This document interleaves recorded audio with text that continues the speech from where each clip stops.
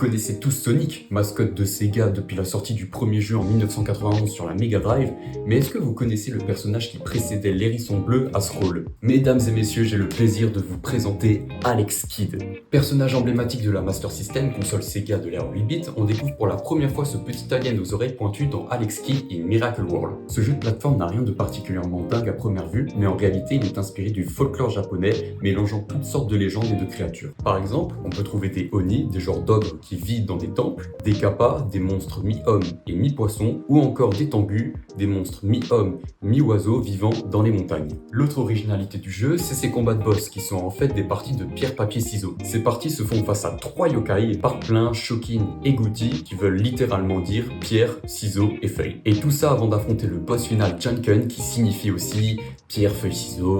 Bon, je crois qu'on a compris. Alex Kidd aura marqué l'ère 8 bits avec la sortie de nombreux jeux, The Lost Star, High-Tech World, Shinobi World.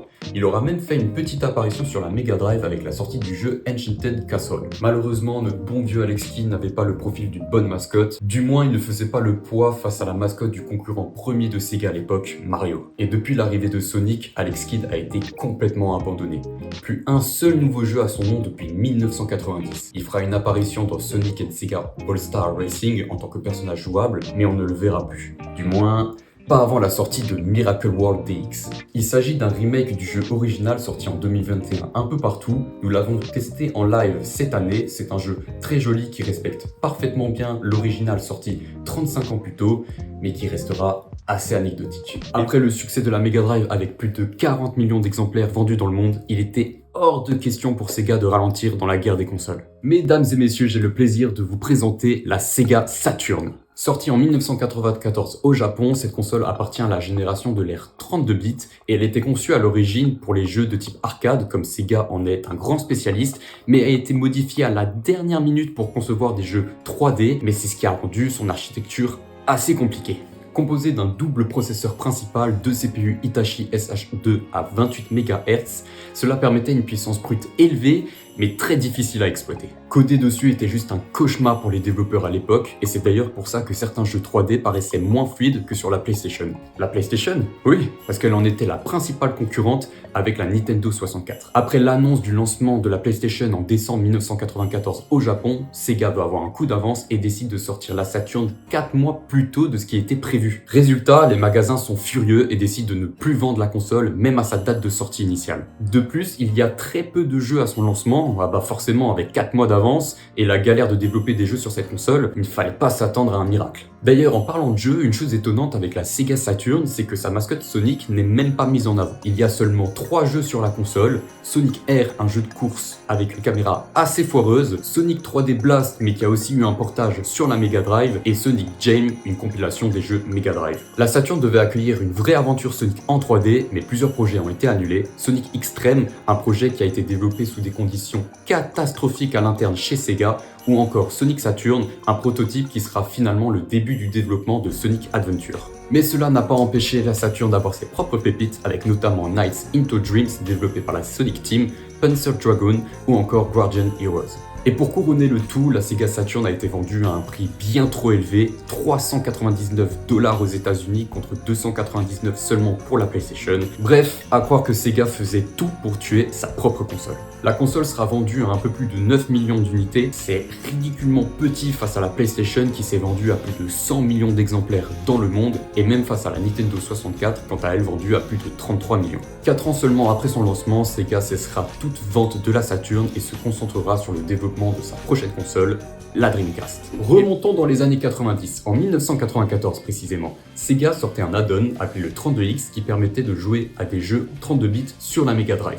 Un an plus tard, une équipe secondaire de la Sonic Team développa un jeu avec Knuckles en première de couverture destiné à cette 32X. Mais ce que vous ne savez pas, c'est que Knuckles ne sera pas l'unique star de ce spin-off de la franchise Sonic. Mesdames et messieurs, j'ai le plaisir de vous présenter la team Chaotix. Knuckles Chaotix voit le jour en 1995, où on peut y voir Knuckles accompagné de personnages jamais vus auparavant. Ces mêmes personnages forment une équipe appelée la Team Chaotix et est composée de 4 membres. Vector, le chef de la bande fan de musique, Espio, un ninja qui a le pouvoir de se camoufler, en même temps logique, c'est un caméléon, Charmy Bee, une jeune abeille hyper méga active, et Mighty, un tatou rapide qui fait un peu l'office de Sonic. Knuckles Chaotix a un avis assez mitigé de la part des joueurs. Habitués d'aller vite dans un jeu Sonic, les joueurs se retrouvent à être freinés ou entraînés vers l'arrière dû à l'anneau élastique qui est le mécanisme de gameplay principal du jeu. De plus, Knuckles Chaotix était destiné uniquement à l'add-on 32X, vendu entre 600 et 700 000 exemplaires, donc peu de joueurs ont eu le jeu entre leurs mains.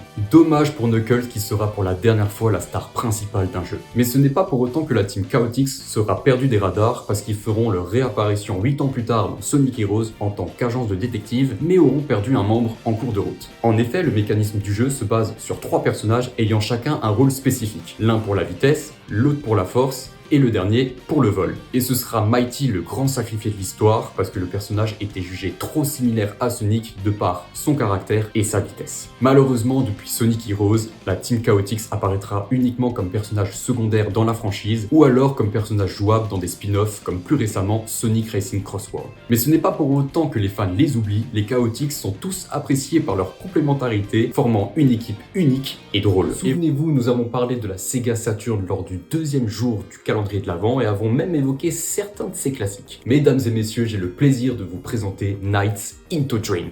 Sorti en 1996, il s'agit du premier gros projet développé par la Sonic Team après Sonic & Knuckles, sorti 2 ans plus tôt sur la Mega Drive. Suite aux nombreuses complications de développer des jeux sur la Sega Saturn, l'objectif était de montrer qu'il était possible de faire de la 3D fluide et incroyablement artistique à l'aide d'une nouvelle mascotte et de prouver la puissance de cette console. Nights into Dreams aura même droit à sa propre manette, le 3D Control Pad, qui permet une totale immersion dans le jeu. Concernant le jeu, voici ce qu'il en est. Nous avons 2 mioches, Clarisse et Elliot, tous les 2 victimes d'un traumatisme. Miskin. Ils doivent faire face à leur trauma dans leur rêve et récupérer ce qu'on appelle des idéas. En gros, ce sont des fragments de leur personnalité qui sont dissimulés un peu partout dans le monde de Nightopia. Cependant, ce beau monde de Nightopia est embêté par des racailles venant d'un monde parallèle, Nightmare, dirigé par le terrorisant Wiseman. L'idée est de récupérer tous ces idéas dispersés un peu partout en se baladant tranquillou bilou dans la map et en se transformant en Night, une entité volante qui va nous permettre de récupérer ces fragments qui sont dans le ciel. Une fois fait, le niveau est terminé et on enchaîne avec un combat contre l'une des grandes racailles du monde de Nightmare. Bref, Nights into Dreams aura marqué les joueurs par sa beauté, sa façon de jouer en totale liberté et aussi par son ambiance sonore. Il est juste dommage que le jeu soit tarpin-court, seulement 9 niveaux au total. Il aura droit à une version spéciale Noël avec des niveaux remixés et une ambiance au goût de Christmas. À part ça, plus grand chose de Nights. On le retrouvera dans plusieurs spin-offs en tant que personnage jouable ou personnage secondaire. Il sera de retour officiellement dans Nights Journey of Dreams, un jeu sorti sur Wii en 2007, et puis en 2012 dans un remake dégueulasse du jeu original. Une franchise qui n'est plus sur le devant de la scène, mais qui pour autant n'est pas oubliée chez Sega. On rappelle, Nights sera intégré dans Sonic Racing Cross World via un DLC en tant que personnage jouable. Vous savez, Sega est depuis le début de sa création un spécialiste du monde du jeu d'arcade. Système, jeu et fabrication, on a chacun d'entre nous au moins vu une fois une borne d'arcade. Aujourd'hui, je vais vous présenter un classique du monde d'arcade made in Sega. Mesdames et messieurs, j'ai le plaisir de vous présenter Golden Axe. Sorti en 1989 sur borne d'arcade et porté sur la Mega Drive un an plus tard, Golden Axe est un beat'em up qui se déroule dans un monde mélangeant fantasy, dragons, magie et créatures mythologiques appelées Yura. Nous incarnons un héros dont l'objectif est de traverser Yura pour trouver le sale bâtard qui a buté notre famille et kidnappé le roi et la princesse, Death Adder. Nous avons le choix entre 3 personnages. Axe Battler, un guerrier toujours accompagné de son épée, Tiris Flar, une amazone spécialiste de la magie du feu et de la sorcellerie, et bien sûr le plus emblématique de tous, Julius Thunderhead, un nain tenant toujours une hache dans sa main et spécialiste de la magie de la foudre. À travers notre aventure, nous allons croiser un milliard d'ennemis qu'il faudra vaincre à l'aide de notre magie, mais aussi à l'aide de petits voleurs bleus qui vont nous donner des petites fioles au cours de notre route. Sachant que plus tu as de fioles, plus ton attaque magique va être puissante. On peut également utiliser des montures pour se déplacer ou tuer des ennemis, comme des dragons ou des chicken legs, directement inspirés du jeu d'arcade Altered Beast. Et d'ailleurs, ce n'est pas un hasard, puisque le créateur d'Altered Beast est exactement le même que celui de Golden Axe, j'ai nommé Makoto Ushida. Le jeu original aura droit à 2 suites, Golden Axe 2 et Golden Axe 3 qui, quant à lui, n'est sorti qu'au Japon. La franchise fera son retour sur ses terres d'origine, c'est-à-dire l'arcade, en 1992 avec The Revenge of Death Adder. Il sera l'épisode le plus culte de la série car il est bien plus abouti, accompagné d'une direction artistique qui dépasse les autres et d'un gameplay bien plus varié que juste continuer tout droit et taper sur les méchants. Cette fois-ci, nous avons la possibilité de choisir notre chemin et de tomber dans un piège en fonction de notre choix. Depuis l'ère 16 bits, Golden Axe a été complètement mis de côté et n'apparaîtra que dans des spin-offs du genre Sega Superstar Tennis ou Sonic and All-Star Racing Transformed. Mais en 2023, Sega a annoncé le retour de plusieurs franchises iconiques mises dans le placard, dont Golden Axe. Pour l'instant, pas de date de sortie annoncée, mais on croise les doigts pour que cela arrive très vite. La Dreamcast était la console qui se rapprochait le plus de l'arcade. Grâce à sa carte Naomi, un système puissant et flexible issu des bandes d'arcade de Sega, les joueurs pouvaient retrouver des jeux au graphisme époustouflant, dotés d'un gameplay ultra nerveux. Son esprit très arcade était conçu pour du fun immédiat et du gameplay avant tout, et non pas pour des grosses cinématiques ou des jeux narratifs longs comme on pouvait retrouver chez sa concurrente, la PS2. Bon, ça, c'était avant Shenmue, mais ce n'est pas le sujet de la vidéo.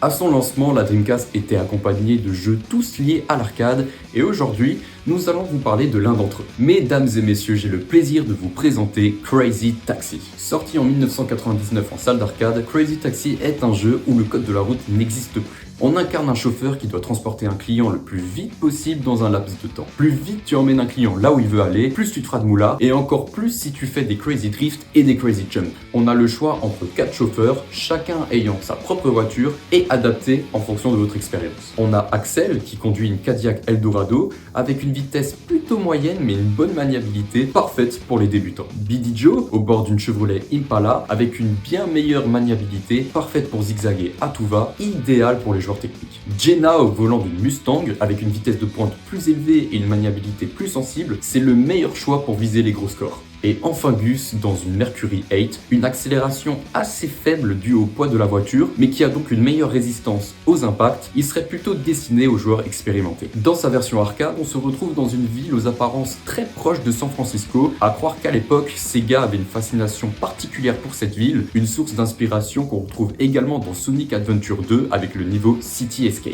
Dans son portage Dreamcast, le jeu est livré avec une seconde map, composée de zones bien plus larges et variées. Après le jeu original, nous aurons droit à plein d'autres titres. Les suites, Crazy Taxi 2 et 3, une adaptation sur Game Boy Advance avec Catch a Ride, ou encore sur PSP avec Far Wars.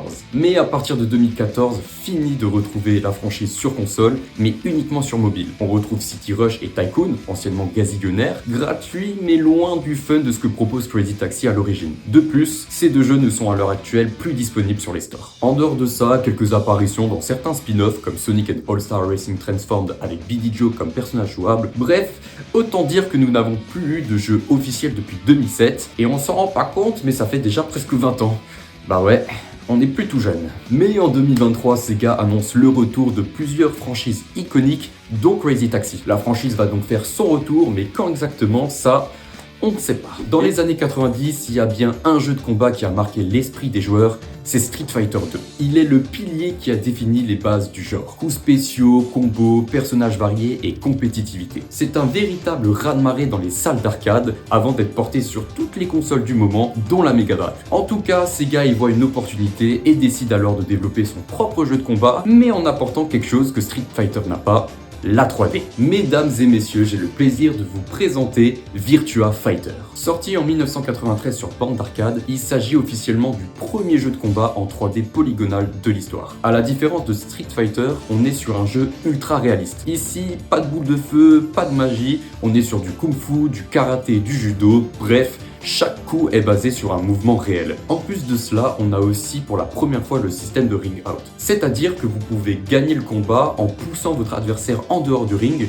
ou dans le cas contraire, perdre si c'est vous qui en sortez. Virtua Fighter aura littéralement influencé toute l'industrie du jeu vidéo. D'ailleurs, il s'agira du premier jeu vidéo qui sera inscrit au Smithsonian Institute en tant qu'œuvre majeure de l'histoire numérique. Il sera même utilisé dans les universités japonaises pour faire étudier la biomécanique aux étudiants, car le jeu possédait la meilleure technologie de motion capture en 1993. Un an plus tard, Virtua Fighter 2 voit le jour et sera le jeu 3D le plus vendu de l'arcade, Virtua Fighter 3 en 1996, Virtua Fighter 4 en 2001 et Virtua Fighter 5 en 2006, qui aura le droit à de nombreuses mises à jour par la suite, dont plus récemment Virtua Fighter 5 Revo World Stage, synonyme du retour de la franchise sur les nouvelles consoles. Il y a un an, Sega a annoncé le retour de la franchise avec une bande-annonce et quelques mois plus tard, une vidéo qui présente les phases de combat. Ce nouveau Virtua Fighter est sous le développement de RGG Studio, la maison derrière les séries Yakuza. Pour l'instant, pas de date de sortie annoncée. Vers la fin des années 80, une série de jeux fantasy fait succès au Japon, Mado Monogatari. Dans ce donjon RPG à la première personne, on incarne Arl Nadja, une jeune magicienne accompagnée d'une petite créature appelée Carbuncle, et on part explorer un monde rempli de donjons qu'on doit pénétrer et y affronter différents monstres, dont des petits êtres gélatinés appelés Puyo. Suite au succès, le studio derrière cette série, Compile, cherche à développer un jeu facilement destiné aux salles d'arcade, pour ne pas quitter l'univers de Mado Monogatari, et décide alors de mettre ses Puyo en premier plan dans un puzzle game centré sur des combats en duel. Et à la grande surprise, ce jeu fera un grand succès et aura même droit à son portage sur la Mega Drive. Au point que le jeu, à la base un simple spin-off de Mado Monogatari, deviendra une franchise à part entière et la plus populaire du studio Compile. Mesdames et messieurs, j'ai le plaisir de vous présenter Puyo Puyo. Puyo Puyo est un puzzle game dont le but est de faire tomber des Puyo dans une grille et de les aligner en fonction de leur couleur. Cela va nous permettre de faire exploser un groupe et d'affliger des dégâts à notre adversaire, car lui, une partie de Puyo Puyo se fait toujours en duel. Puyo Puyo voit le jour en 1992 en salle d'arcade et sur la Mega Drive, mais sera complètement remixé sur cette dernière. En effet, Sega ne souhaitait pas introduire l'univers de Mado Monogatari en dehors du Japon et a donc décidé de remplacer tous les personnages du jeu par ceux du dessin animé Adventures of Sonic the Hedgehog. Le jeu se nommera alors Dr. Robotnik's Mean Bean Machine et cette stratégie de name change sera complètement bénéfique car il sera l'un des puzzle games les plus connus des années 90. Cette même stratégie sera reproduite quelques années plus tard, mais cette fois-ci sur Super Nintendo avec Kirby's Avalanche, auquel nous retrouvons les Puyo mélangés à l'univers de la franchise de Nintendo. Ce n'est qu'en 1998 que Puyo Puyo devient une franchise Sega suite aux lourds problèmes financiers du studio Compile.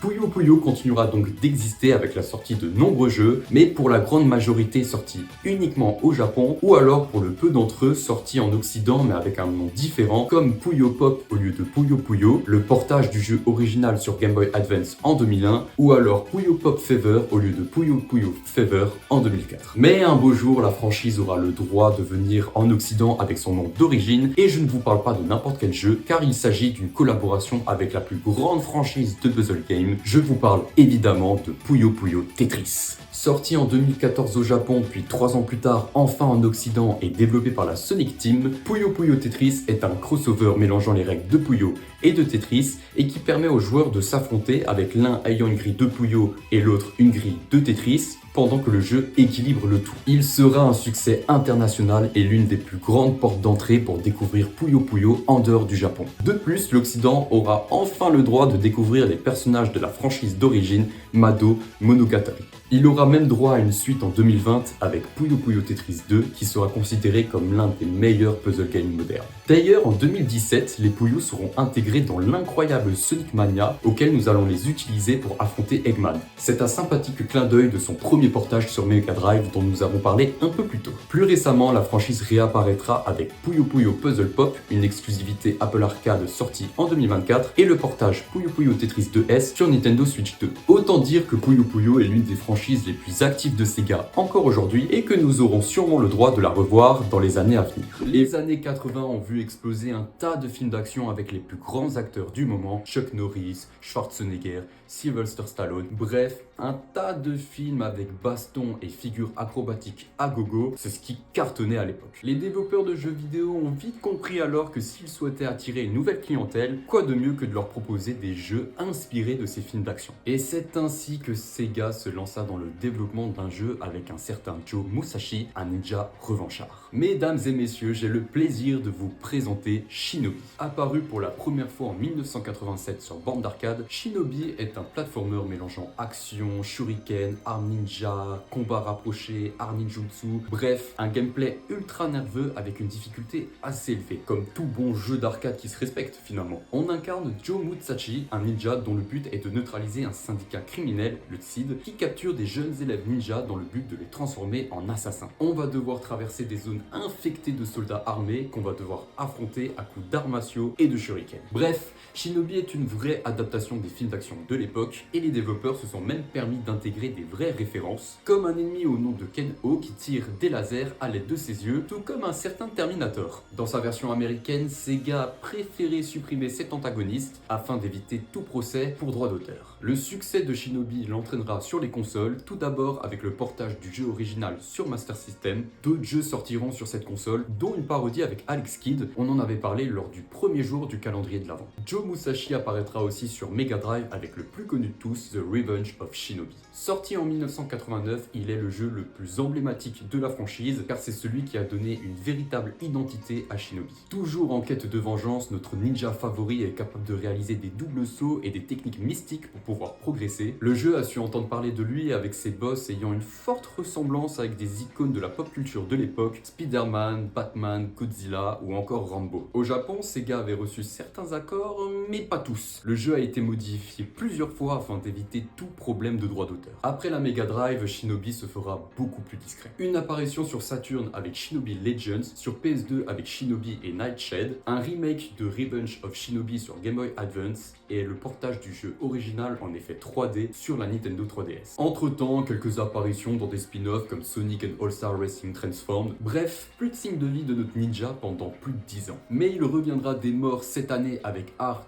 of Vengeance, un retour officiel de la franchise développé par Lizard Cube qui s'était occupé de Street of Rage 4 quelques années avant. On est de retour sur un platformer aux apparences rétro modernisées avec un Joe Musashi toujours plus fort et toujours en quête de vengeance. Un retour assez discret mais qui sera toutefois bien accueilli par la critique et les joueurs. En 1990, Sega cherche désespérément la mascotte qui pourra rivaliser avec Mario de Nintendo. Yuji Naka, Naoto Oshima et Hirokazu Yasuhara se réunissent alors pour former une équipe de développement avec un objectif clair, créer le personnage qui incarnera l'ADN de Sega. Après de nombreux concepts incluant un lapin, un chien et même un politicien en pyjama, ce sera finalement un hérisson bleu ultra rapide qui sera retenu. Sonic the Hedgehog voit le jour en 1991 sur Mega Drive et sera un carton monumental. 30 ans plus tard et une trentaine de jeux après, l'équipe derrière le hérisson bleu sera toujours aux commandes de la mascotte, mais pas seulement. Mesdames et messieurs, j'ai le plaisir de vous présenter la Sonic Team. Après le succès de leur premier jeu, la Sonic Team ne s'arrêtera pas en si bon chemin. Sonic 2 voit le jour en 1992,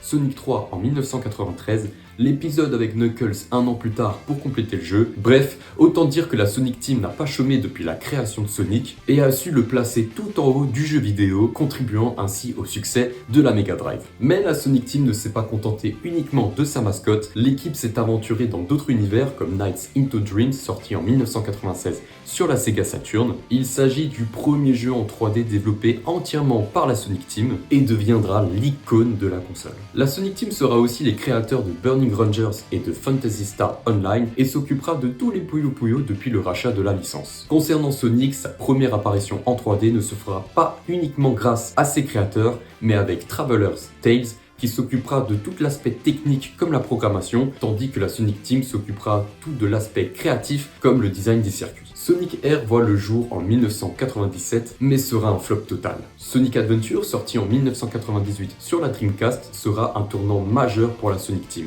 Yuji Naka, nouveau directeur à l'époque, veut prouver que Sonic pouvait briller en 3 dimensions. Depuis, malgré des hauts et des bas et des avis assez partagés sur les jeux au fur et à mesure de leur sortie, une chose est sûre, la Sonic Team n'a jamais cessé d'innover et de prendre des risques avec des tentatives de nouveaux gameplay. Aujourd'hui, la Sonic Team continue d'exister sous la direction de Takashi Iizuka et l'objectif est clair, remettre Sonic au plus haut du jeu vidéo. Sonic fait son grand retour en 2022 avec Sonic Frontiers, proposant une toute nouvelle approche en open world. Entre temps, la sortie de Sonic Superstars, l'excellent remaster Sonic X Shadow Generation et plus récemment avec Sonic Racing Cross World, considéré comme l'un des meilleurs jeux de karting de l'année 2025, si ce n'est le meilleur. S'il y a bien une franchise Sega qui a gagné en popularité ces dernières années, c'est bien la série Yakuza. En plein Tokyo, vous vous retrouvez à taper des grands méchants, à jouer au golf ou au bowling, à taper votre meilleure bouffe dans un resto, tout en suivant une ligne narrative. Nous ne sommes pas sur GTA où tu peux taper qui tu veux ou voler une voiture dès que t'en as envie. Bref, une série à succès qui s'est vendue à près de 28 millions d'unités depuis ses débuts en 2005. Ça fait déjà 20 ans. Aujourd'hui, nous n'allons pas vraiment parler de cette franchise, mais plutôt de ses créateurs, d'où le nom provient directement de la série Yakuza. Mesdames et messieurs, j'ai le plaisir de vous présenter Ryuga Gotoku Studio. Tout commence en 1998. À l'origine, pas de Yakuza aux environs, mais des jeux de sport. C'était la la grande spécialité du studio Sega AM11 aux commandes de 3 jeux d'arcade ultra populaires, Spike Out, Daytona USA et Virtua Striker. C'est 2 ans plus tard que le studio interne de Sega, renommé Amusement Vision, va avoir sa petite renommée avec la création d'une franchise encore populaire aujourd'hui, Super Monkey Ball. Ouais, le fameux jeu où tu contrôles un sage dans une boule sur une plateforme avec un max de bananes à récolter et arriver au bout avant la fin du temps limite. D'ailleurs, pour la petite anecdote, Super Monkey Ball a été à l'origine créé pour tester la physique des collisions. Changement d'ambiance en 2005. Là, on n'est plus du tout sur un jeu sympathique, rigolo et tout en couleur, non. Là, c'est tout l'inverse, on est sur un jeu réaliste, avec drame criminel en tête d'actu, bagarre et meurtre. Bref, le premier Yakuza voit le jour et deviendra la franchise star du studio renommé encore une fois en New Entertainment R&D Department. Ouais.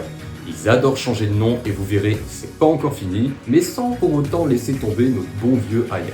Et c'est le 31 août 2011 que le studio se renommera définitivement Ryoka Kotoku Studio, un nom provenant directement de la série Yakuza, dont le titre original au Japon est Ryoka Kotoku, qui signifie comme un dragon. D'ailleurs, on sent une petite volonté de la part du studio de mettre de côté le nom Yakuza pour le remplacer par son nom d'origine Like a Dragon, au vu des nouveaux jeux sortis plus récemment. Concernant les autres franchises de RGG Studio, Super Monkey Ball fera son grand retour en exclusivité Nintendo Switch 3 ans après le précédent et avec l'ajout d'une toute nouvelle direction artistique. Fini la bonne vieille 3D un peu chum et place à un univers tout plushy. Et à part ça, le studio est en train de développer le prochain Virtua Striker, un choix stratégique de la part de Sega, Ryoka Kotoku étant à présent un spécialiste de la baston à l'aide de sa franchise phare et de sa vingtaine de jeux. Quand on vous dit que la Dreamcast était remplie de pépites, et ben ce n'est pas des blagues. Entre les Sonic Adventure, les Shenmue, les jeux de baston, en veux-tu et en voilà, Crazy Taxi, Phantasy Star Online, bref,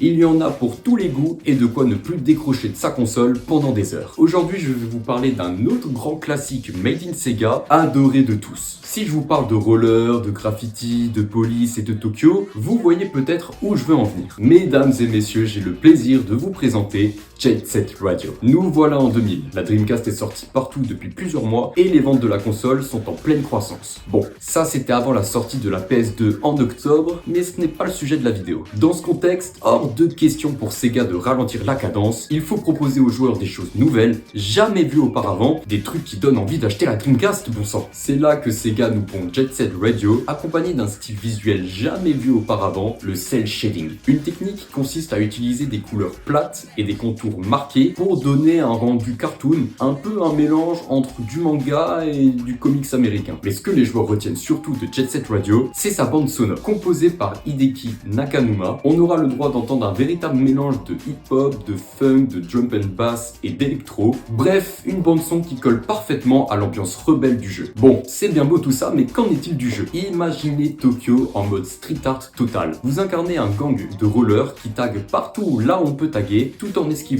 des gangs rivaux et la police, prête à utiliser l'artillerie lourde, même pour un petit tag sur un mur. Volontairement absurde, on est sur une critique sociale et une satire anticapitaliste. Malheureusement, cela aura même provoqué une censure dans certains pays. Certains niveaux ont dû être modifiés à cause de références trop politiques, de tags jugés opposants et même d'une présence de la police trop appuyée. Bref, des conditions qui ont fait flopper les ventes, seulement 500 000 exemplaires vendus dans le monde. Mel Beats et sa bande fera leur retour en 2002 avec Jet Set Radio Future sur Xbox, forcément après l'arrêt des ventes de la Dreamcast. Plus fluide, plus grand, plus beau, tout en conservant une identité visuelle et musicale unique. Et puis, plus rien. Plus de nouveaux jeux, mais c'est pas pour autant que la franchise a été abandonnée. Des produits dérivés toujours en vente sur la boutique en ligne de Sega, une présence dans quasi tous les spin-offs également, et encore mieux, Sega a fêté les 25 ans de Jet Set Radio cette année, et pas n'importe comment. Un événement s'est déroulé pendant toute une semaine à Los Angeles, avec une galerie d'art, de la musique live avec des DJ sets, une station d'aérographe personnalisée et du merchandising exclusif. Mais le pompon de cette histoire, Sega a officiellement annoncé qu'un nouveau Jet Set Radio était en développement. Pas de date de sortie annoncée pour le moment, mais on espère que ça va arriver très vite. Après 1991 et la sortie du premier jeu, Sega met en place une petite branche de la franchise Sonic qui regroupe plusieurs projets arcade dérivés ou expérimentaux de leur hérisson bleu fétiche. Ce label sera nommé Sega Sonic et sera porté par le studio interne Sega AM3 qui deviendra plus tard le fameux Ryoka Kotoku Studio créateur de la franchise Yakuza.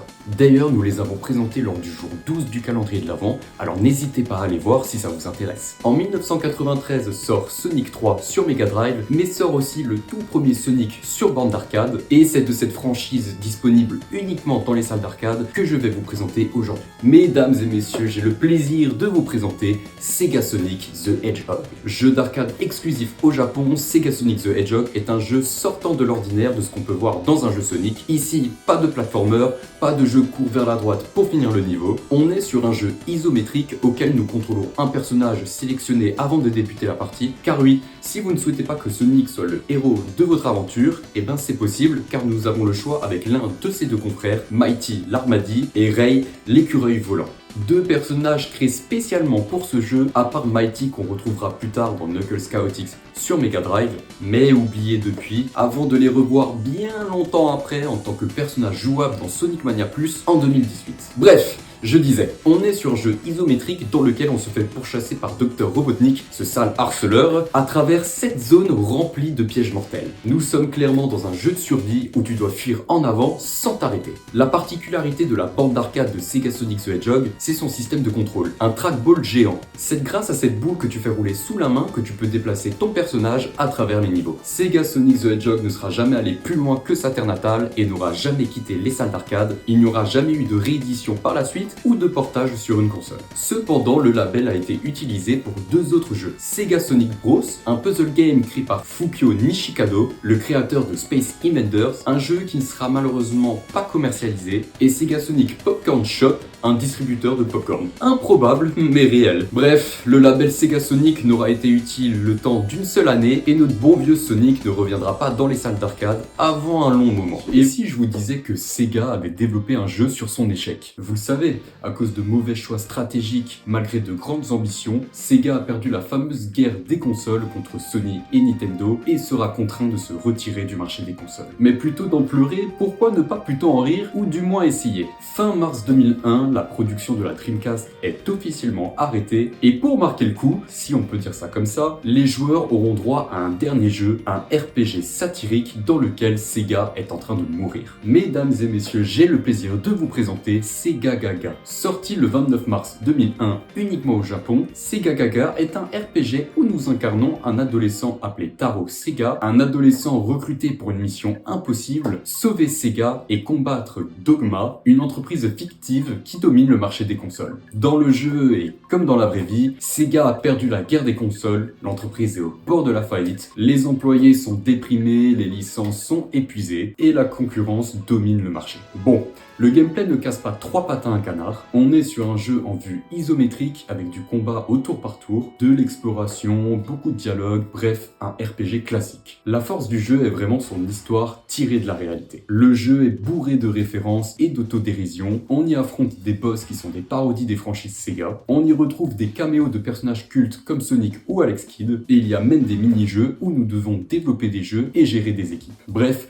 un jeu basé sur des problèmes réels de Sega à l'époque, parfait pour comprendre l'humour noir de la compagnie face à ses propres déboires. Rappelons que ce jeu a été développé avec un budget de 200 $ seulement, mais son originalité a conduit à la popularité du jeu, ce qui a conduit à la sortie d'une version physique et même d'un coffret collector contenant du merchandising. Jamais sorti du Japon, des fans sont en train de traduire entièrement le jeu, ce qui va conduire à une vraie renaissance, le public occidental pouvant bientôt découvrir l'original sous-titré en anglais. Aujourd'hui, nous allons parler d'un studio japonais ayant rejoint la famille Sega il y a quelques années. Celui aux commandes de Shin Megami Tensei et de Persona, un spécialiste du JRPG sombre et psychologique. Un studio qui ne cherchait pas le grand succès public mais plutôt une niche passionnée. Bon, cette stratégie les a fait voir plus d'une fois au bord de la faillite. Racheté par Sega en 2013 mais laissant leur pleine créativité, il est aujourd'hui un pilier du groupe. Mesdames et messieurs, j'ai le plaisir de vous présenter Atlus. Fondé en 1986, Atlus est un studio développé développant des jeux pour plusieurs plateformes, mais c'est en 1987, soit un an plus tard, qu'ils vont se démarquer avec Digital Devil Story Megami Tensei sur la Super Nintendo. Un JRPG qui va poser les bases de leur univers avec au programme des démons, des choix moraux pris en compte, une ambiance dark qui le fait sortir du lot, les autres RPG qui étaient très souvent colorés, et une difficulté corsée. Bref,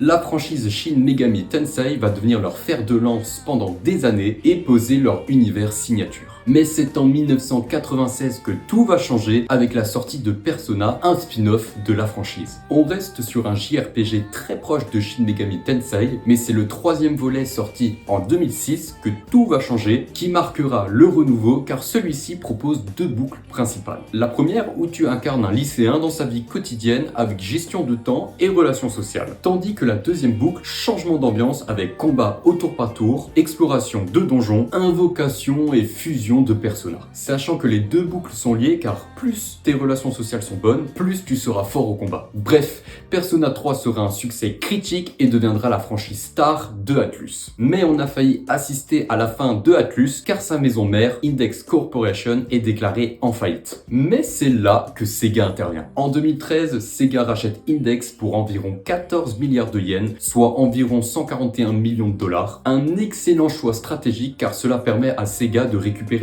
une licence ultra populaire et un potentiel mondial. Malgré ce rachat, Sega laisse Atlus dans sa liberté créative tout en investissant un max d'argent et c'est ce qui va conduire aux réussites du studio. Persona 5 qui sera un succès commercial avec plus de 10 millions d'exemplaires vendus, le remake Persona 3 Reload, Persona 4 Golden, le retour de la franchise d'origine Shin Megami Tensei en 2021 avec le 5e volet. Bref, aujourd'hui Persona peut s'asseoir à la table des autres grandes franchises Sega comme Sonic et Yakuza. En 2024, Atlus nous sort une nouvelle grande licence complètement détachée de Shin Megami Tensei et de Persona. Métaphore ReFantazio. Un RPG se déroulant dans un monde de fantasy médiévale est l'un des plus grands projets de Atlus depuis Persona 5. Une preuve que le studio ne veut pas dépendre uniquement de Persona. Cette année 2025 sera marquée par la sortie de Persona 5 The Phantom X, le remake de Raidou The Mystery of Solace Army et l'annonce du remake de Persona 4 Revival qui sortira très certainement au cours de l'année 2026. Dans les années 90, sur console ou en salle d'arcade, les jeux de course mis à disposition des joueurs misaient tout sur la vitesse avec de beaux bolides roulant à tout va sur de l'asphalte. On avait Rage Racer de Namco, F-Zero de Nintendo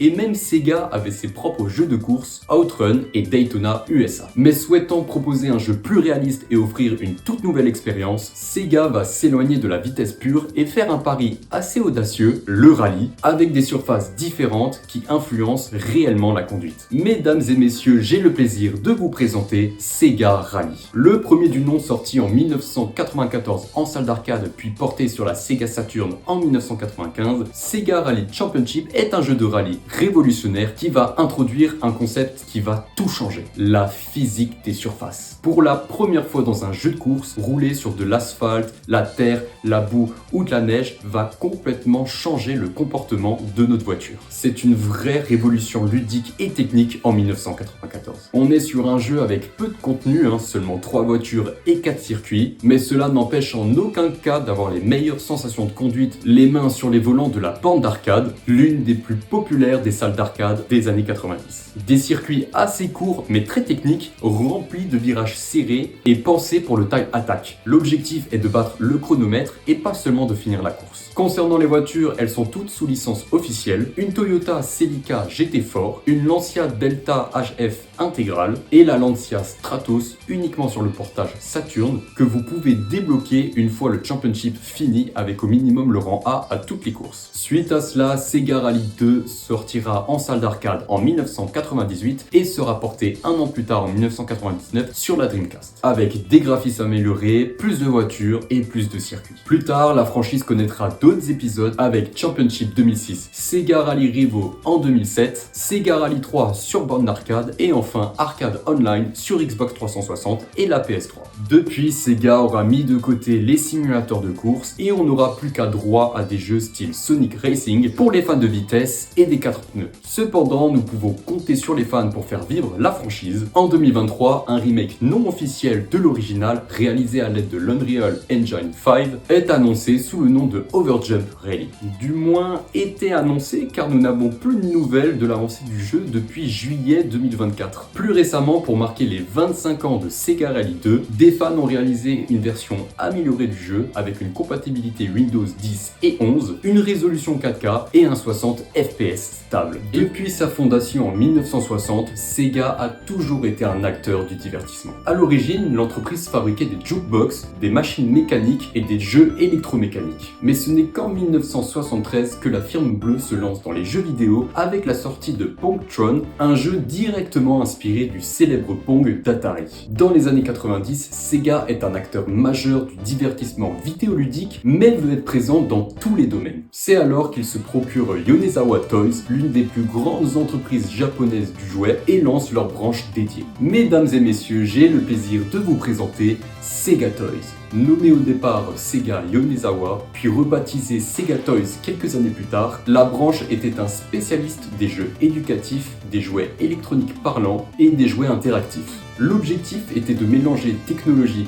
et jouets afin d'offrir le plus d'interactions possible entre l'enfant et le produit. L'un des jouets éducatifs le plus vendu de Sega Toys dans les années 90, c'est le célèbre Sega Pico, vendu à plus de 3,5 millions d'unités au Japon, et il sera même vendu en Europe et en Amérique du Nord. En 2005 sortira sa successeuse, l'Advance Pico Bina, uniquement au Japon, et continuera d'être produite jusqu'en 2013. L'année 2005 sera une grande année de réussite pour Sega Toys, avec notamment 2 produits qui seront des cartons mondiaux. Le planétarium Homestar, vendu à plusieurs millions d'exemplaires dans le monde, est toujours à la vente aujourd'hui. Vous pouvez le retrouver en vente en France chez Nature et Découverte. Et le iDog, un chien électronique qui se connectait avec votre player MP3 ou votre iPod et qui réagissait avec votre musique. Mais Sega Toys, c'est aussi des peluches interactives, des jouets sous licence avec Disney, Hello Kitty, Ant-Man et même Pokémon, et aussi des produits dérivés des franchises Sega.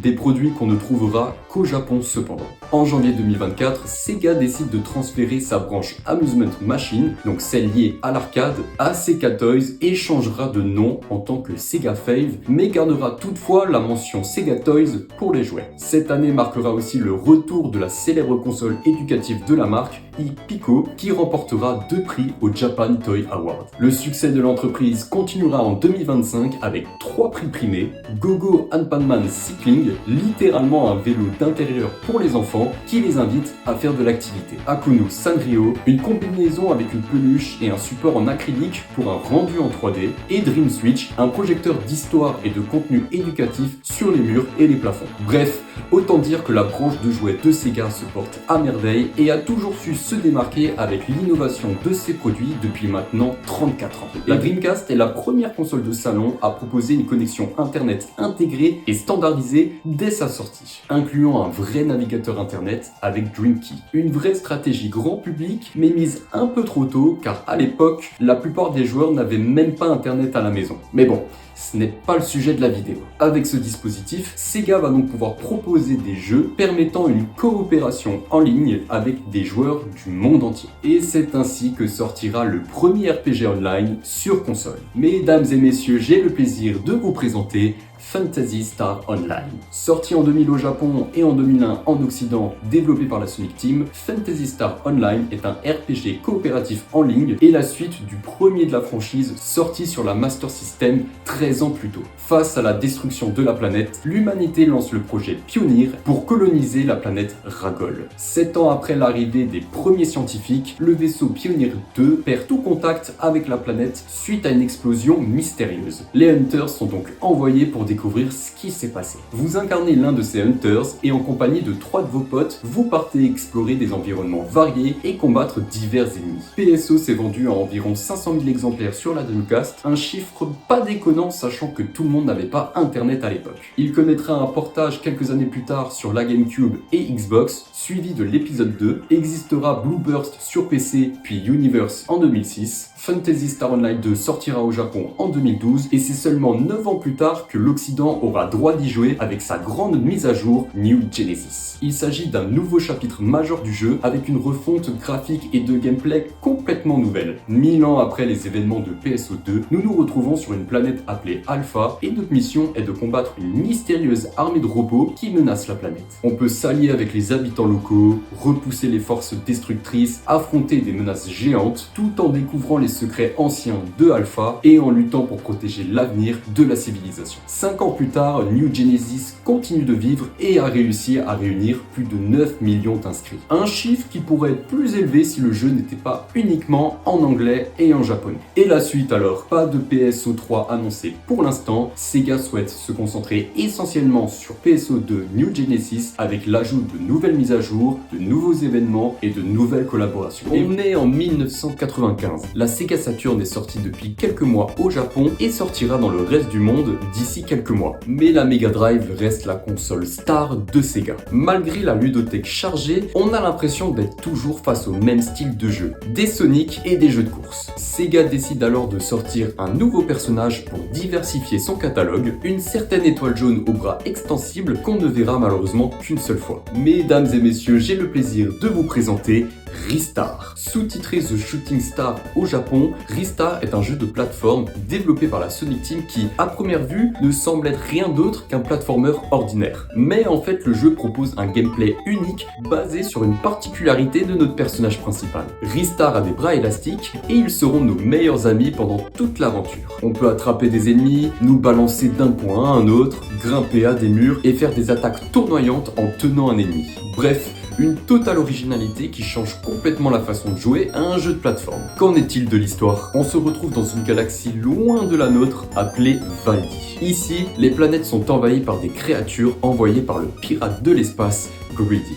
Face à ces menaces, Ristar, l'étoile filante, est appelé à la rescousse pour rétablir l'équilibre au sein de ces planètes. Selon la version japonaise et occidentale, nous avons deux versions de scénario. Dans la première, Ristar est réveillé par la mère des étoiles filantes, Oruto, et dans la seconde, Ristar est le fils d'un héros légendaire. Dans chacun des niveaux est caché un propulseur spécial qui conduira Ristar dans un niveau spécial auquel le joueur aura droit à 60 secondes pour le terminer jusqu'au coffre au trésor. Et en fonction du nombre de trésors trouvés, le joueur recevait un mot de passe pour reprendre là où il en était, car comme pour beaucoup de jeux Mega Drive, Ristar n'avait pas de système de sauvegarde. Bref, en plus d'être un jeu trop beau gosse en termes de couleurs, d'animation et de la direction artistique, la bande son est juste exceptionnelle, composée par Tomoko Sasaki, qui a également composé pour Sonic CD, Nights into Dreams et bien plus tard Super Smash Bros. Brawl. Malheureusement pour notre bonne vieille étoile, Ristar est sorti en fin de vie de la Mega Drive juste avant la sortie de la Saturn, ce qui a empêché sa découverte auprès des joueurs. Il n'apparaîtra plus jamais par la suite, à part dans quelques apparitions mineures, mais sans être mis en avant. Le jeu sera toutefois réédité dans certaines compilations, mais rien de plus. Afin de concurrencer les deux plus grandes franchises de football, Sega va lancer la sienne, World Wide Soccer, le premier du nom sorti en 1995 sur la Saturn et sera renouvelé 3 fois de suite. Puis Virtua Striker reprendra le flambeau, un jeu d'origine arcade qui sera porté sur les consoles par la suite, jusqu'au dernier Virtua Striker 4 version 2006, sorti uniquement sur arcade. Mais ce n'est pas pour autant que Sega abandonne le football, la firme bleue rachète Sport Interactive en 2006 et détiendra la plus grande licence de gestion footballistique. Mesdames et messieurs, j'ai le plaisir de vous présenter Football Manager. L'histoire débute en 1992, FM s'appelait Championship Manager. À l'origine, le jeu n'avait que les 4 premières divisions anglaises et n'utilisait pas les vrais noms des joueurs. Il sera traduit et adapté au marché français par Ubisoft et ils le sortiront sous le nom de Giroud Manager. En 1994, voit le jour Championship Manager 2, rebaptisé l'entraîneur dans le monde francophone. Cette licence continuera à vivre jusqu'en 2009 mais ne sera plus développée par Sport Interactive à partir de 2004, l'année où le studio se sépare de son éditeur pour allier Sega. Et oui, avant de racheter le studio, la firme japonaise était déjà l'éditeur du studio depuis 2 ans. Cependant, l'ancien éditeur, Eidos, garde les droits du nom de Championship Manager et c'est ainsi que Sport Interactive lance officiellement Football Manager. Bref, Parlons un petit peu du concept du jeu, unique en son genre. Dans Football Manager, vous n'êtes jamais sur le terrain, vous ne dépassez jamais le banc de touche. Vous incarnez un entraîneur et vous vous occupez de la gestion tactique de votre équipe, de sa composition, des consignes aussi bien individuelles que collectives. Vous vous occupez également du mercato, mais attention à bien respecter le budget des transferts mis en place par votre direction. Vous vous occupez aussi de votre staff, vous pouvez jeter un œil sur les U21 et U18 de votre club. Vous participez aux conférences de presse, vous gérez le moral de vos joueurs avec des promesses mises en place et attention si elles ne sont pas respectées, car oui, les joueurs peuvent littéralement vous bouder. Bref, un jeu ultra complet et ultra réaliste. Il peut faire un peu peur à première vue avec toutes les informations à connaître, mais une fois que vous maîtrisez l'ensemble, c'est l'éclate totale. Sauf quand vous perdez des matchs parce que vos joueurs ont décidé d'être nuls. Le jeu propose une immersion qui a bien évolué dans le temps. Au départ, les joueurs étaient représentés par des pions. Nous n'avions pas de vue sur un terrain avec le public en furie derrière. C'est à partir de 2008 avec FM 2009 que nous aurons droit au premier moteur de match en 3D. Un vrai game changer pour la licence. Cette fois, nous avons droit de voir le terrain avec les joueurs animés en train de se faire des passes, des frappes, des tacles, bref, un rendu plus immersif mais sans sacrifier la profondeur tactique. 2024 devait être l'année de la révolution pour Football Manager, mais les choses seront plus compliquées que prévu. Ce nouvel opus devait introduire un nouveau moteur graphique, introduire le football féminin pour la première fois dans la franchise, ainsi qu'une refonte dans le système et les interfaces internes. Mais le jeu a dû être repoussé une première fois, puis une seconde fois, puis annulé. Ouais, le jeu n'atteignait pas le niveau de qualité attendu, alors Sega et Sport Interactive ont donc décidé d'annuler FM25 pour se concentrer sur Football Manager 26. FM26 est sorti ce 4 novembre 2025 et représente le tout renouveau. Cependant, la majorité des joueurs qui étaient des habitués de la franchise ont perdu tous leurs repères, réflexes et habitudes, ce qui a apporté une grande frustration et des avis plutôt négatifs au lancement. Espérons que les avis s'améliorent dans le temps avec les nouvelles habitudes mises en place. On est en 1995, la Sega Saturn vient de sortir et quoi de mieux que de proposer aux joueurs des jeux qui frôlent les limites de la console. C'est ainsi que le studio interne de Team Andromeda, sous la direction de Yukio Futatsuki, va s'occuper alors de développer un rail shooter à 360 degrés dans un monde post-apocalyptique mêlant fantasy et science-fiction. Mesdames et messieurs, j'ai le plaisir de vous présenter Panzer Dragoon. Directement inspiré de Nausicaa de la vallée du vent, nous sommes au plein cœur d'un monde rempli de dragons et de ruines technologiques. Dans Panzer Dragoon, nous incarnons un cavalier dragon qui doit tirer sur tous les ennemis qu'il peut trouver tout autour de lui. Un concept très simple sur le papier, mais qui sera adoré par les joueurs par son ambiance incroyable. Des paysages grandioses, une direction artistique sublime, une bande-son orchestrale composée par Yoshitaka Azuma, bref, Panzer Dragoon sera un succès critique qui entraînera plusieurs jeux par la suite. D'ailleurs, petite anecdote, saviez-vous que la jaquette japonaise a été réalisée par l'auteur de bande dessinée français Jean Giraud alias Möbius? Il paraît qu'il aurait même inspiré le design du jeu. Panzer Dragoon Sword sortira en 1996 et sera une amélioration du premier jeu sur tous les points. Le graphisme, le gameplay, une histoire plus développée et un dragon qui évolue au fur et à mesure de l'avancée du jeu. La même année est porté sur Game Gear Panzer Dragoon Mini, un spin-off de la franchise directement inspiré de Space Harrier. Cela est dû aux limitations matérielles de la console, dont il était impossible évidemment de proposer un rail shooter en 3D. Sera suivi par Panzer Dragoon Saga en 1998 qui sort complètement du lot. On n'est pas sur un jeu de tir comme c'était le cas pour les deux premiers jeux, mais sur un RPG avec phase de recherche et phase de combat à dos de dragon. Un projet très ambitieux au point que le jeu tenait sur 4 CD, mais cela n'aura pas été bénéfique pour Sega. Un développement trop long et trop coûteux, le jeu est sorti en fin de vie de la Saturn. Bref, Panzer Dragoon Saga sera un échec commercial malgré le succès critique. Nous n'entendrons plus parler de Panzer Dragoon pendant presque 5 ans. La franchise fera son retour en 2002 avec Panzer Dragoon Horta sorti exclusivement sur Xbox. On revient sur le genre d'origine de la franchise, développé par Smilebeat, composé par d'anciens membres de la team Andromeda, l'équipe derrière le jeu original. Depuis, la franchise se fait très discrète. On pourra la voir réapparaître dans certains spin-offs, puis un remake du premier jeu sorti en 2020.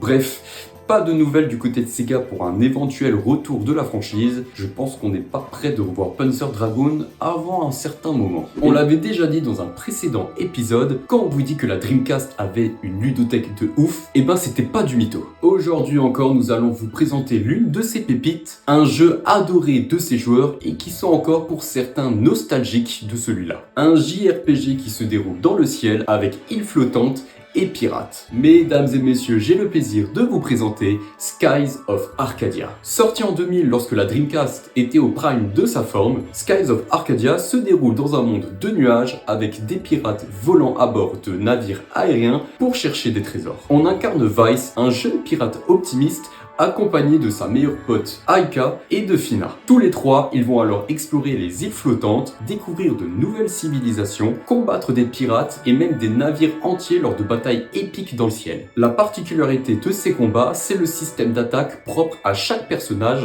dont il est possible d'acquérir des sorts de magie avec les Moon Crystal. Nous pouvons même devenir capitaine de notre propre navire et recruter des membres de notre équipage. Un jeu adoré des joueurs qui sera réédité plus tard sur la Nintendo GameCube après l'arrêt de la Dreamcast sous le nom de Skies of Arcadia Legends en 2003. Cette version comporte 25 nouvelles découvertes en plus des 64 de la version originale. Des quêtes supplémentaires, un graphisme légèrement amélioré, des nouveaux grades spéciaux, bref, Legends est considéré par ses développeurs comme une version complète et finie de Skies of Arcadia. Les musiques du jeu ont été composées par Yutaka Minobe et Tatsuyuki Maeda et un orchestre de 41 musiciens a été formé à Tokyo sous le nom de The Skies of Arcadia Symphony Orchestra pour enregistrer la bande-son du jeu. Skies of Arcadia est encore une preuve que la Dreamcast était une console qui dépassait tous les moyens, ce qui renforce le regret de son triste sort. Et le jeu s'arrêtera là. Skies of Arcadia n'aura pas de suite,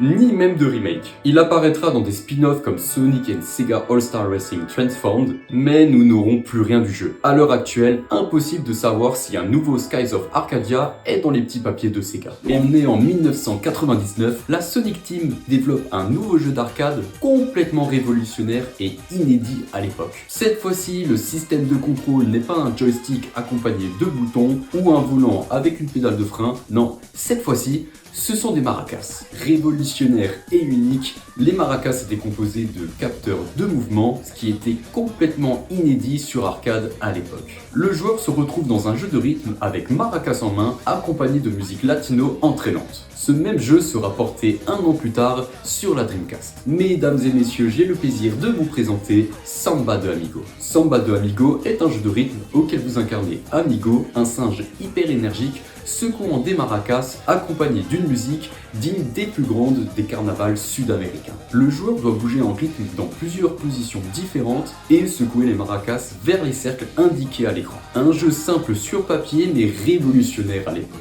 Cependant, les maracas étaient vendus à part du portage sur Dreamcast et coûtaient un petit bonbon.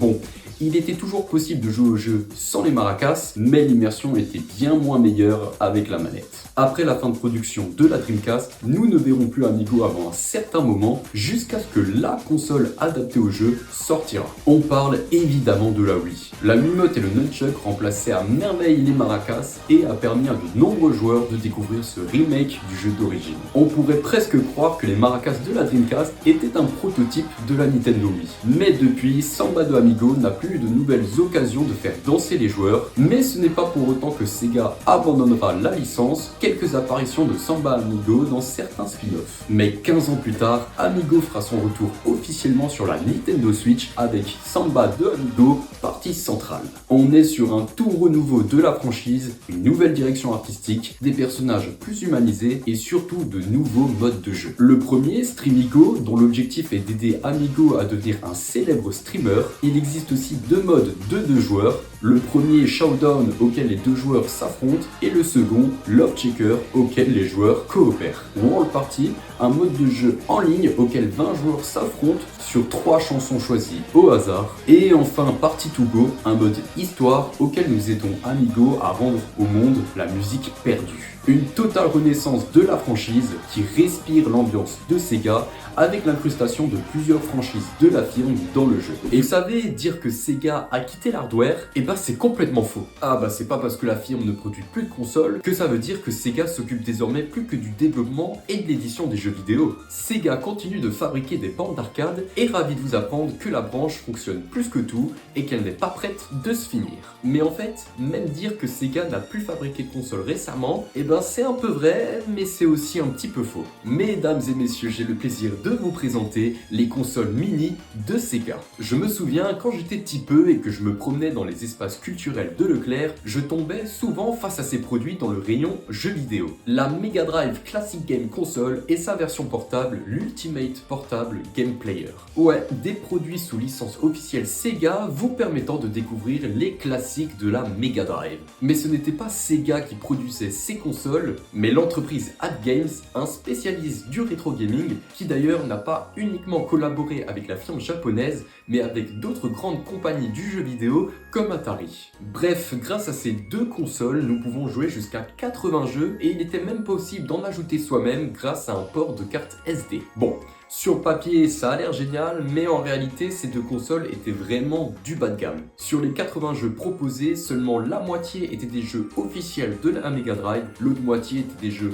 un petit peu pourris, accompagnés d'une émulation à chier. Les manettes étaient vraiment pas terribles. Bref, ça donnait au moins une légère impression que Sega existait toujours, à une époque où nous parlions que de la Nintendo Wii et de la DS. En 2016 et 2017 sortiront les consoles mini de Nintendo, la NES Mini et la Super Nintendo Mini, qui seront des succès commerciaux et adorés de tous les fans de rétro gaming. Nous avions en main une vraie copie de la console originale en tout petit avec une vingtaine de jeux intégrés. Bref, un carton monumental qui va inspirer d'autres compagnies à faire de même. Comme Sega qui va encore laisser AtGames s'occuper de leur Mega Drive Mini, en 2017 sort la Mega Drive Flashback, un bis repetita de la classique Game Console, mais cette fois-ci au moins, la console prend les airs de la Mega Drive d'origine. Mais les mêmes problèmes seront toujours là, 80 jeux proposés mais seulement la moitié d'entre eux sont des jeux officiels de la Mega Drive, une émulation à chier, bref, cette console mini sera un vrai flop.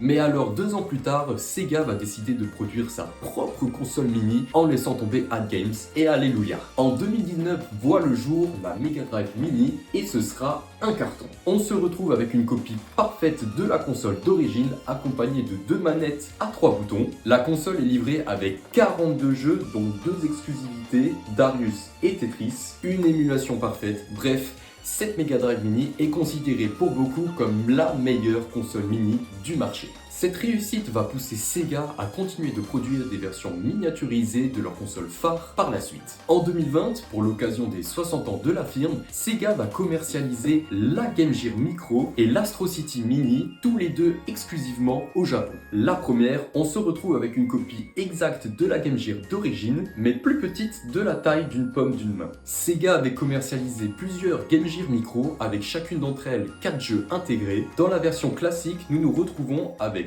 Puyo Puyo, Sonic 1, Royal Stone et Outrun. Ensuite, l'Astro City Mini, la célèbre borne d'arcade de Sega à portée de main avec 37 jeux intégrés. Son succès auprès des fans va motiver Sega à vendre la console en dehors des frontières du Japon. En plus, il était possible d'acheter une manette spécialement conçue pour l'Astro City Mini et également le Mini Arcade Stick. 2 ans plus tard, Sega va sortir une alternative de l'Astro City Mini avec l'Astro City Mini V, composée d'un écran vertical et de 22 jeux. Mais l'année 2022 sera marquée par la sortie de la Mega Drive Mini 2, accompagnée de 60 jeux intégrés dont 11 d'entre eux provenaient de la Mega CD et cette fois-ci d'une manette 6 boutons. Et depuis, il s'agira de la dernière console mini commercialisée par Sega. Beaucoup encore espèrent la Saturn et la Dreamcast Mini, mais à mon avis, ça n'arrivera pas d'aussitôt. Sega qui préfère se concentrer sur l'avenir plutôt que de recenser les succès du passé. Mais ce n'est pas pour autant que Sega abandonnera complètement le rétro gaming. Cette année, une collaboration avec MyArcade a fait voir le jour 2 bornes d'arcade auxquelles vous pouvez jouer à Sonic 1 et 2 de la Mega Drive.